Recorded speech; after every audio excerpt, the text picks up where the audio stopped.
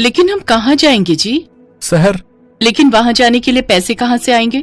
मैं अपना ठेला बेच दूंगा, उससे जो पैसे मिलेंगे उससे हम शहर चलते हैं। रघुबीर अपना ठेला बेच देता है, जिससे उसे जो पैसे मिलते हैं उससे वो पहली बस पकड़कर दिल्ली शहर चले जाते हैं। लेकिन बस में बैठे रघुबीर की नजर एक सीट पर जाती है जहाँ एक बटुआ रखा हुआ था।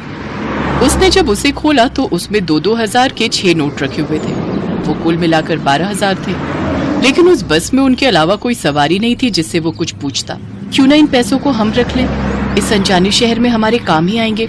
दिल्ली पहुंचकर वो दिल्ली के चांदनी चौक पहुंचते हैं, जहां इतनी बड़ी मार्केट देखकर उनकी आंखें चौंधिया जाती हैं। रघुबीर हर जलेबी वाले की दुकान पर काम मांगने जाता है, लेकिन सभी उसे डांट फटकार कर भगा देते। ये काम तेरे जैसे भिखारी का नहीं है, चल अब निकल यहाँ से। दुकानदार ने उसे बेइज्जत कर वहाँ से भगा दिया। यहाँ सबने हमारी बहुत बेइज्जती की है, अब तुम देखना सपना, ये रघुबीर कैसे इस शहर में अपनी किस्मत आजमाता है।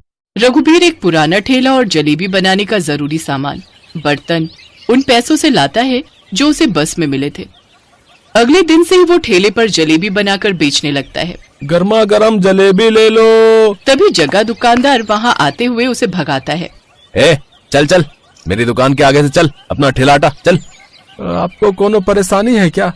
हम सड़क पर ठेला लगाए हुए हैं। समझ में नहीं आता क्या है? क्या बोला मैंने? चल। सब बड़ी बड़ी दुकानों और होटलों से ही जलेबी खरीद रहे होते हैं, लेकिन रघुबीर के ठेले पर कोई नहीं आता। आप कुछ अलग तरह की जलेबियां बनाकर बेचिए जी, जिसे देखकर लोग तुरंत आपके पास आए।